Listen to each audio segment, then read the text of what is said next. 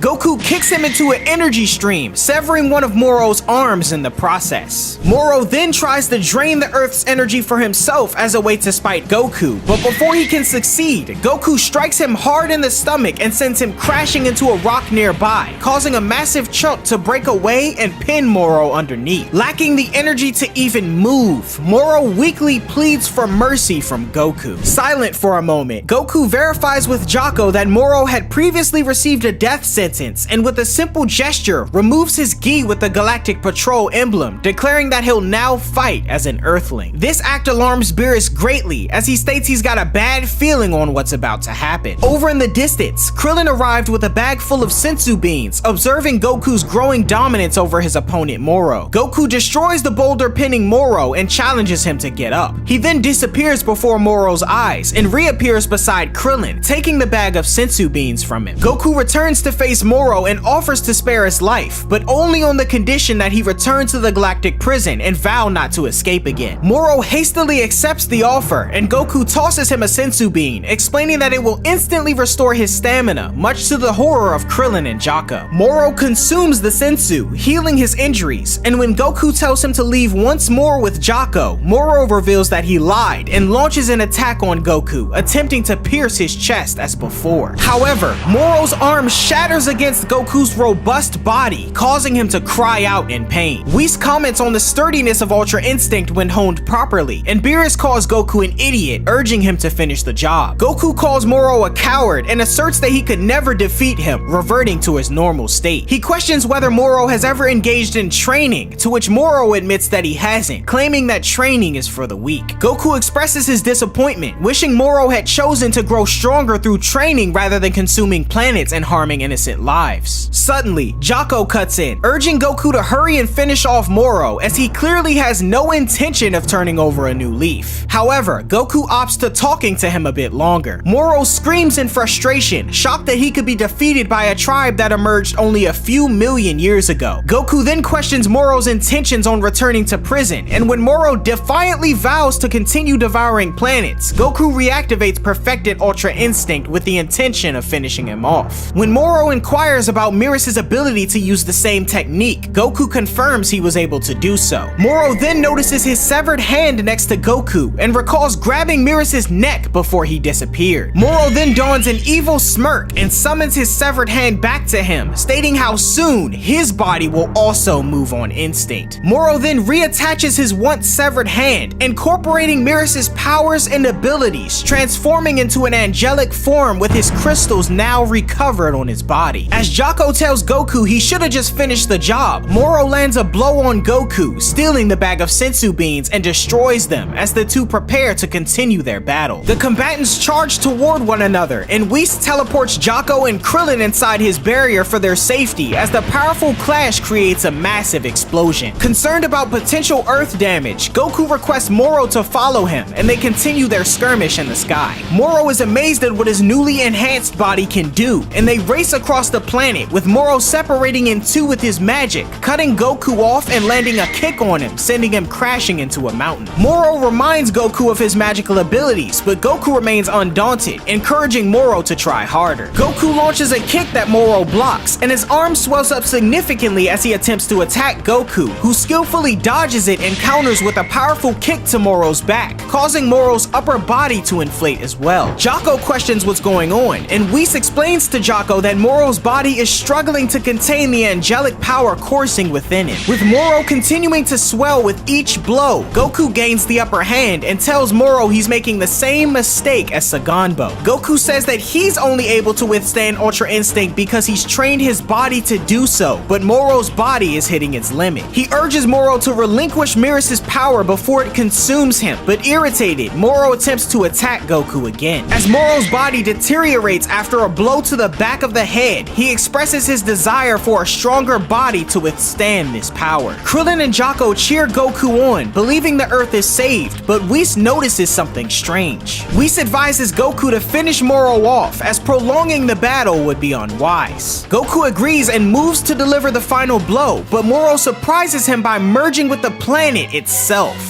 Moro lets out a powerful ki blast from his mouth, engulfing Goku in its stream, although he remains unharmed. As Moro boasts about becoming one with the Earth, Whis informs everyone that Moro's fate is now intertwined with the planets, and killing Moro would result in the Earth's destruction. Additionally, Moro's body has transformed into a colossal bomb capable of obliterating the entire galaxy. Moro arrogantly laughs, declaring that this is the end for Goku, to which the Saiyan stands in awe. Meanwhile, Gohan and the other Dragon Team members notice a disturbance on the battlefield where Goku and Moro are clashing. They see the battlefield moving further away from them, and Vegeta realizes that Moro is absorbing their energy. He urgently instructs everyone to get off the ground and states that Goku's likely screwed up again. In different parts of the world, the Earth's inhabitants feel the effects of Moro's energy absorption as they notice they're feeling extremely weak. On the battlefield, Moro revels in taking the Earth's energy, and as Goku orders him to stop, Moro summons multiple fists from the Earth's surface to assail Goku from all directions. Whis observes that Moro's energy continues to surge, reaching dangerous levels that could lead to the planet's destruction, and Beerus, watching as well, surprisingly decides to intervene. However, Beerus is suddenly summoned by the Grand Priest, the cause likely being the disappearance of the angel Miras. This leads to both Beerus and Whis to prioritize the meeting with the Grand Priest and abandoning the Earth, surprising Krillin and Jocko. Before departing, Whis advises Goku to defeat Moro by targeting the crystal on his forehead, which will force Moro to release Miras's power and spare the Earth. In the middle of his explanation, Moro attempts to hit Whis with one of his planet fists, but Whis manages to block it with a mere finger. Instructing Goku to have faith in his own power, Whis joins Beerus in departing for the Angel Realm, but not before Beerus tells Goku to save some food for him, and the two take off. Moro's power continues to swell, causing the crystal to sink deeper into his body. Suddenly, Vegeta arrives in his Super Saiyan Blue evolved state, using his Force Spirit Fission technique to strike the ground to make Moro deflate. Vegeta urges Goku to destroy the crystal quickly, explaining that he can only extract Moro's spirit energy for a limited time before becoming exhausted. Determined to end things, Goku charges in, dodging Moro's hands and flying through them, but he falls short of reaching Moro's forehead and becomes entangled by Moro. Goku questions his inability to do what Miras did, wondering if he truly possesses enough divine power. Jocko then gets an idea and uses his rocket boots to fly away, telling Krillin he needs to run an errand. Goku's power is rapidly drained, causing him to revert to his base form as the other members of the Dragon Team arrive alongside Vegeta. Piccolo suggests that Vegeta, who can use Force Spirit Fission, gather their energy and transfer it to Goku in reverse, to which Vegeta acknowledges is possible and prepares to do so. Piccolo telepathically tells Dende to gather energy from everyone at the lookout as well, and on a distant island, Goten and Trunks hear Piccolo's voice, offering their energy as well. With energy contributions from everyone, including Vegeta, Vegeta collects the energy and passes it to Goku, revitalizing him enough to achieve Super Saiyan Blue. However, it's still not sufficient enough to reach the crystal, surprising everyone who's now out of energy to give. Suddenly, Jocko arrives at the lookout and urgently inquires about Boo's whereabouts. Meanwhile, Goku reverts to his base form once more and hope begins to wane. Yamcha suggests leaving Earth and using the Super Dragon Balls to return everything to normal, but Krillin states this wouldn't work, as when Moro explodes, the entire galaxy will go along with him. Moro's power then overwhelms him, causing him to go insane. The Dragon Team prepares for a final attempt to save Goku, but they suddenly spot an immense ball of godly energy approaching, originating from a young boy named Oob, the reincarnation of Kid Buu, aided by the Grand Supreme Kai. Dende reveals that when the Grand Supreme Kai's power split, his divine power went to Kid Buu. However, upon Kid Buu's defeat many years ago, his reincarnation, Oob, received that same power. Vegeta transfers this energy to Goku again, allowing him to reawaken his perfected Ultra Instinct. Goku manifests an ethereal, giant energy avatar of himself that overpowers Moro. His physical body then leaps out of the avatar and delivers a mighty punch to Moro's crystal, shattering it. Moro disintegrates and is consumed by a massive explosion, much to the surprise of the Dragon Team, who are caught in the explosion as well. As the dust settles, Krillin wonders what happened, to which Piccolo signals to Goku, and Goku turns to his friends, giving a joyful thumbs up to celebrate their apparent victory. After confirming Moro's demise, Goku's friends quickly rush to him in joy. The news of Goku's victory spreads rapidly throughout the Lookout and planet Yardrat, much to everyone's joy. Vegeta lands next to Goku and inquires about the source of his final power surge. Goku is uncertain, but believes that there must be another remarkable individual on Earth. In Oob's village, the Grand Supreme Kai expresses his gratitude to Oob for his pivotal role, hailing him as the universe's savior. Oob, curious about the stranger's identity, is told that they share a kinship before bidding a farewell, surprising Oob, who thinks that may have all been a dream. The Grand Supreme Kai teleports to the Lookout and reverts to Buu, much to Hercule's delight. In celebration of their victory, Hercule hosts a grand feast in his garden, attended by all of Goku's friends and family. Following the festivities, Goku accompanies Eska back to his home world on New Namek. There, the Namekian Dragon Balls are used to summon Porunga, who restores the planets destroyed by Moro and revives those killed by him and his henchmen, including the Grand Elder Mori and the inhabitants of planet Zune. The universe is swiftly restored to its pre-Moro state, with the exception of Miris, who was erased from existence for violating the Angel's Code. A few days later, Goku, Vegeta, and Buu are honored at the Galactic Patrol headquarters in a ceremony attended by Jocko. They're awarded medals for their pivotal roles in Moro's defeat, and as the Galactic Patrolman announces the honorees, there's an unexpected fifth member, Miris, who emerges from the crowd, shocking Goku and Vegeta, who believed he had no longer existed. Miris explains that while he's still alive, he's no longer an angel. A few days earlier, at Grand Zeno's palace, Beerus and Whis kneel before the Grand Priest, who isn't happy about the situation with Miris. Beerus attempts to pin the blame on Whis, and Whis apologizes, feeling responsible for Miris' code violation. The Grand Priest reveals that he personally erased Miris temporarily before bringing him back as a mortal, stripping him of his angelic powers and immortality. This act of mercy by the Grand Priest was made possible due to the Supreme Kai, who offered his own life in exchange for Miris's. Beerus scolds the Supreme Kai, stating that their lives are one and the same, so if he dies, Beerus dies too. However, in the midst of this, the Grand Priest explains that he'll have to impose a penalty on the three, as they're assigned a task of playing with the Zenos as their attendants are given time off. Back in the present, at the Galactic Patrol headquarters, Goku and company continue to enjoy themselves, concluding the celebrations with a commemorative photo. And with that, Goku and Vegeta's time as Galactic Patrol members comes to an end, and the universe enjoys peace once more.